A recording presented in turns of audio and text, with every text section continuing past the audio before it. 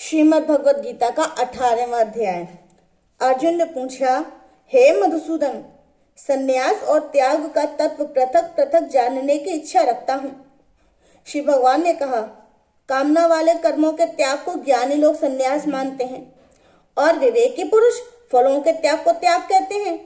कोई पंडित दोष युक्त जानकर कर्म को त्यागना उचित समझते हैं।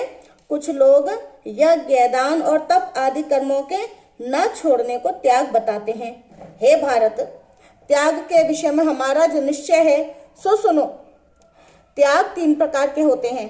यज्ञ, दान और तप आदि कर्म त्यागने नहीं चाहिए, वे अवश्य ही करने योग्य हैं, क्योंकि ये तीनों ज्ञानियों को पवित्र करते हैं और ये सब कर्म आसक्ति और फल को त्याग कर ही करने चाहिए। मेरा निश्चय मत यही है जो उत्तम है। अपने नियमित कर्मों का त्याग करना उचित नहीं। यदि मोहवश ऐसा किया जाए तो वह तामस त्याग है। कर्म दुखप्रद है, यह विचार करके शरीर के क्लेश के भय से जो त्याग कहता है उसे त्याग का फल नहीं मिलता।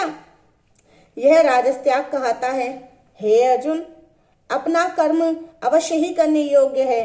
फल तथा आसक्ति को त्याग कर जो किया जाता है वह कर्म सात्विक है। जो दुखदायक कर्म से द्वेष नहीं करता, सुखदायक कर्म से प्रीति नहीं करता, वह त्यागी, सत्यशील, बुद्धिमान, मुक्ति के योग्य है। देहधारी संपूर्ण कर्मों का त्याग नहीं कर सकता। कर्म फल त्याग कर कर्म करने वाला त्यागी है। कर्म फल 3 प्रकार के हैं, अनिष्ट, इष्ट, मिश्र। जो त्याग नहीं करते उनको मरने के पीछे मिलते हैं, योगियों को कभी नहीं मिलते। शरीर, वाणी और मन से भला या बुरा जो भी काम आरंभ किया जाता है उसके 5 कारण हैं। ऐसे होने पर भी जो केवल आत्मा को ही कर्ता मानता है वह दुर्मति कुछ नहीं जानता। जिसको यह अहंकार नहीं कि मैं करता हूँ, मैं, और जिसकी बुद्धि कर्मों से लिप्त नहीं है, वह मनुष्य प्राणियों को मारकर भी उनको नहीं मारता और उनमें नहीं बंधता। ज्ञान, ज्ञेय और ज्ञाता ये तीनों ही कर्म के प्रेरक हैं। कारण, कर्म और कर्ता ये तीनों कर्म के साधन हैं। सांख्य शास्त्र में ज्ञान, कर्म और कर्ता ये सात्विक गुणों के भेद 3 प्रकार के हैं। इनको भी सुनो।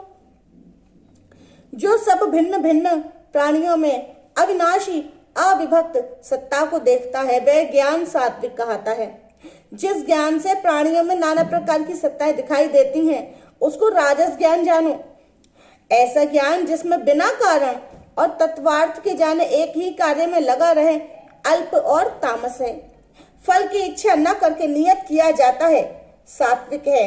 जो फल की इच्छा से और अहंकार से बड़े यत्न से किया जाता है वह कर्म राजस है।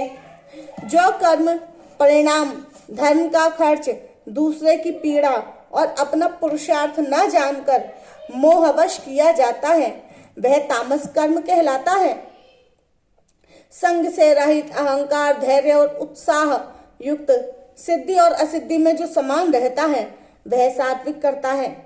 रोग युक्त, फल का इच्छुक, लोभी, हिंसक, अपवित्र, हर्ष शोक से युक्त राजस कर्ता कहलाता है। चंचल चित्त वाला, नीच, मूर्ख, दूसरों की बुराई करने वाला, आलसी, विवादी और दीर्घ सूत्री राजस कर्ता कहता है। हे धनंजय, गुणों की तरह बुद्धि और धैर्य के भी 3 भेद हैं। उनको विस्तार से कहता हूँ, सुनो। बुद्धि, प्रवृत्ति, कर्तव्य, अकर्तव्य, भय और अभय, बंधन व मोक्ष को जो जानता है वही सात्विकी है। हे पार्थ, जिससे धर्म और अधर्म, कर्तव्य अकर्तव्य ठीक से निश्चित नहीं होता वह राजसी बुद्धि है। हे भारत, हे पार्थ, जिस अज्ञान से ढके बुद्धि करके मनुष्य अधर्म को ही धर्म मान लेता है वह तामसी है। हे पार्थ, एकाग्र चित्त होने से इधर उधर न डिगने वाली, जिस धृति के द्वारा मन, प्राण और इंद्रियों की क्रिया ठीक चलती है वह धृति सात्विकी है। हे पार्थ, जो प्रसंग से फल की इच्छा वाला है, जो धर्म, काम और अर्थ को धारण करता है उसकी धृति राजसी है। हे पार्थ, जिस धृति से मूर्ख जन निद्रा, भय, शोक, विवाद और मद को नहीं त्यागते वही तामसी वृत्ति है। हे भारत, 3 प्रकार के सुखों को भी सुनो, जिनके अभ्यास से चित्त रमता है, दुख का अंत हो जाता है। वही सुख सात्विक है, जो प्रारंभ में विष के समान और अंत में अमृत के समान होता है।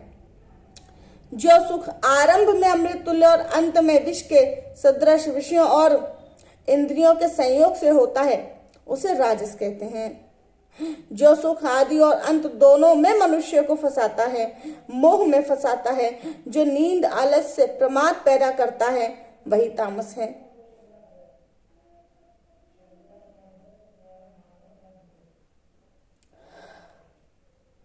और जो प्रकृति के इन 3 गुणों से अलग कोई भी वस्तु आकाश पाताल देवलोक में नहीं है। हे परंतप, ब्राह्मण क्षत्रिय वैश्य और शूद्रों के कर्म स्वाभाविक गुणों से बटे हुए हैं। सम दम पवित्रता क्षमा नम्रता ज्ञान अनुभव और परलोक में श्रद्धा, ये ब्राह्मण के स्वाभाविक सिद्ध कर्म हैं। बहादुरी तेजस्विता धैर्य चतुराई युद्ध में स्थिरता और उदारता प्रभुता, ये क्षत्रियों के स्वाभाविक कर्म हैं। खेती गौरक्षा व्यापार वैश्यों के स्वाभाविक कर्म हैं। और तीनों वर्णों की सेवा शूद्र के स्वाभाविक कर्म हैं। जो लोग अपने अपने प्रवृत्तियों के अनुसार कर्म करते हैं, उनको सिद्धि प्राप्ति होती है। वह सुनो जिसमें सब प्राणियों की प्रवृत्ति हुई है, जिसने सब जगत का विस्तार किया है। उस ईश्वर को अपने कर्मों के द्वारा आराधना करके मनुष्य सिद्धि को पाता है। दूसरे उत्तम धर्म से अपना धर्म ही श्रेष्ठ है। स्वाभाविक कर्म करने से पाप नहीं लगता। हे कौन्तेय,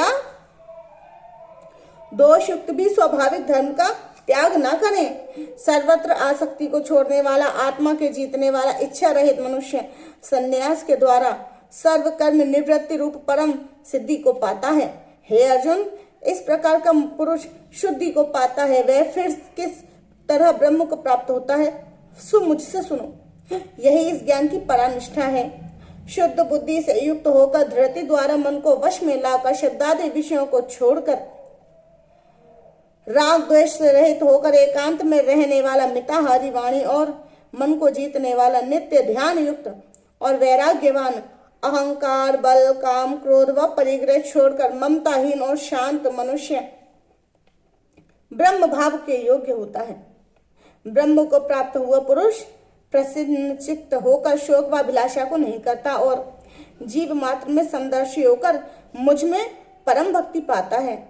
इस प्रकार ज्ञानी मुझ में निवास करने वाला सदैव सब कर्मों को भी करता हुआ मेरे इस अनुग्रह से अविनाशी सनातन मोक्ष पद को प्राप्त होता है, वैसा ही ठीक जानता है। तदनंतर तत्व से मुझको जानकर फिर मुझ में ही प्रवेश करता है। सावधानी से अपना मन मुझ में स्थिर कर और सब कर्मों को मुझ ही में अर्पण कर बुद्धि योग के आश्रय से निरंतर अपने चित्त को मुझ में लगा दें। मेरे में चित्त लगाकर मेरी कृपा से सब दुर्गम कष्टों से तर जाओगे। यदि अहंकार से मेरी बात सुनोगे तो नष्ट हो जाओगे। यदि अहंकार का आश्रय लेकर के युद्ध नहीं करूंगा ऐसा मानते हो तो तुम्हारा निश्चय झूठा है, क्योंकि स्वभाव क्षत्रिय भाव तुम्हें युद्ध में लगाएगा। हे कौन्तेय, जिस कर्म को तू अभी मोह अज्ञान वश से करना नहीं चाहता, वही अपने स्वाभाविक कर्म में बंधा हुआ बेबस होकर करेगा। हे अर्जुन, प्राणियों के हृदय में स्थिर ईश्वर उनको माया से इस प्रकार भ्रमा रहा है मानो सब यंत्र पर चढ़े हैं। हे भारत, सब भावों से उसी की कृपा से परम शांति और मुक्ति को पाओगे। यह गूढ़ से गूढ़ ज्ञान मैंने तुम्हें कहा है, इसे भली भांति विचार कर जैसा चाहते हो वैसा करो। और सबसे गूढ़ वचन को और सुनो, क्योंकि तू मेरा परम मित्र है, इससे तेरे हित की ही कहूंगा। मेरे में मन लगाओ, मेरे भक्त हो, मेरा यज्ञ करो, मुझे ही नमस्कार करो। इस प्रकार तुम मुझे पालोगे, ये मैं सत्य प्रतिज्ञा करता हूँ। क्योंकि तुम मेरे मित्र हो, सब धर्मों को छोड़कर केवल मेरी शरण में आओ, मैं तुम्हें सब पापों से छुड़ा दूंगा। सोच ना करो, ये मेरा रहस्य ऐसे पुरुष से जो मेरा तप ना करता हो, मेरा भक्त ना हो, मेरा सेवक भी ना हो, मेरा निंदक हो, उसे कभी नहीं कहना चाहिए। जो इस प्रकार गुप्त ज्ञान को मेरे भक्तों में प्रकट करेगा, वह मेरी परम भक्ति को पाकर अंत में निश्चय ही मुझ में लीन हो जाएगा। इससे अधिक प्यारा मेरे लिए काम करने वाला अन्य कोई नहीं होगा मनुष्यों में, और उससे बढ़कर भी मुझे कोई प्यारा नहीं होगा।